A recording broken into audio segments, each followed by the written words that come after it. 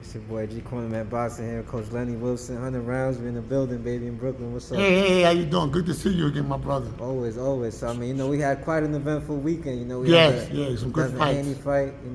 Did Yes. you get to watch that? Or? Yeah, I got to watch the Devin Haney fight. It was a good fight with Regis Prograis and Devin Haney. And, like nowadays, I mean, I really like Regis Prograis.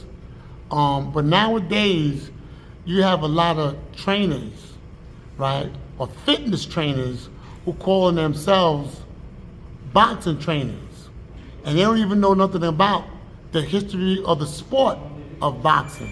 Right. And I say it because I'm a boxing man, and there's things that Regis Prograis could have done in the fight to make it a better fight. I think that he didn't learn how to cut the ring off well enough when he fought Devin Haney. I think that his coaches didn't teach him the proper head movement that he needed to press Devin Haney. They were supposed to take, in this fight, Devin Haney had all of the advantages. He had all the advantages, from the reach to the reach to the just his own promotions In his hometown. in his hometown, in addition to some other stuff. Regis Prograis, of course, had short arms, and he's a shorter fighter.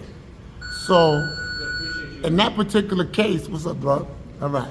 In that particular case, I think that his trainers should have used or made his disadvantages become an advantage.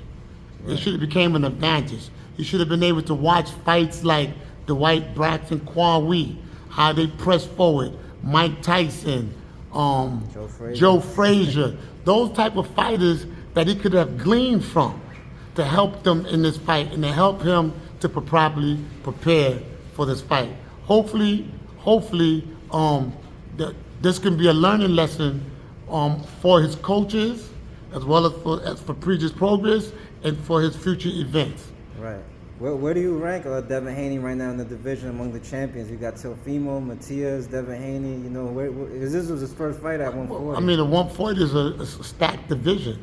You have Teofimo, you have Richardson Hitchins, you have a host of other fighters that you probably know of.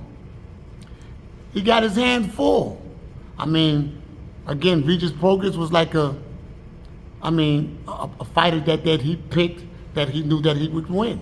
In this 140 division now that Regis Prograis moved aside, we're going to really see what Devin Haney is really, really all about. Right. And I'm not trying to fire a shot. I'm just keeping it real. Right. I mean, he got a belt. You obviously you train Richardson Hitchins. Is that somebody you guys have your sights set on in the near future or anything? Definitely. That's definitely somebody we have our sights set on, and that's a fight that we welcome. I mean, Devin Haney and Richardson Hitchins are not strangers to one another. They crossed gloves before in the ring. Wow. So if the public sees it, could be a good fight. Right. How long have they been getting work together for? It's been a while? For some years. I mean, I watched Devin and Richardson spar when they were kids coming up, from kids to Mayweather's boxing gym. Wow. Yeah. So I mean, they're very familiar with one another. Absolutely. What about a guy like Teimo Lopez? He represents Brooklyn. And Richardson Hitchins, he's the man out here in Brooklyn. So is that a fight you? I don't even know Teimo Lopez is really from Brooklyn, because I grew up in Brooklyn. I ain't never seen him. But if he say he's from Brooklyn, then he's from Brooklyn. Maybe he's a new kid on the block, so to speak, because I've been around for a long time. But to see if, again, like 140 division is a stacked division, you got some great fighters in there, and all of them could just mix it up. Right. Richardson Hitchins, Teimo Lopez, Devin Haney, and the likes. Even Sabrivio Matisse, even though they call him the monster. We can be the monster slayer. Now, Coach, we also saw another fight in the 140 division with, I believe it was Liam Parrow and Montana Love. Oh, man. A potential opponent for Hitchins, Montana Oh, man, Love. that was a potential opponent for Richardson Hitchins. But now we see why Montana have been ducking him all this while. It's because he knows that he has a glass jaw, and it would have been shattered if he would have got in the ring with Richardson Hitchins. Wow. Clearly, Liam Prero was not something to be taken lightly. Were you surprised at all by that? I was very surprised. In fact, man, you know, I would have betted my money on Montana Love. Damn. But I'm glad I didn't. I thought he had a chance. Yeah. But, you know, you just got to go back to the drawing board. That's what boxing is all about. Right. So I mean, we've also seen a lot of other eventful things that happen in boxing outside of the ring. You know, a lot of fans talking about. We see a lot of videos circulating, sparring sessions and stuff like that. We just had an incident with Clarissa Shields. Oh man, I saw that video. That was unfortunate.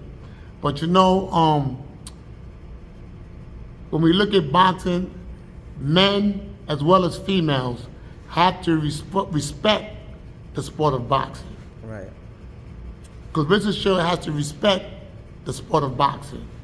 As a woman, I've seen many women that were great fighters. Ann Wolfe, the coal miner's daughter, Christy Martin, Amanda Serrano, Layla Ali, and I've never seen any of them call out men to get in the ring and claim that they can beat a man in boxing. Right. You understand? So I think that, you know, unfortunately she had to get her jaw tested by a man, but she just had to respect the sport of boxing. Right. And it's not a shot at her. She's a woman. I think she's a great champ.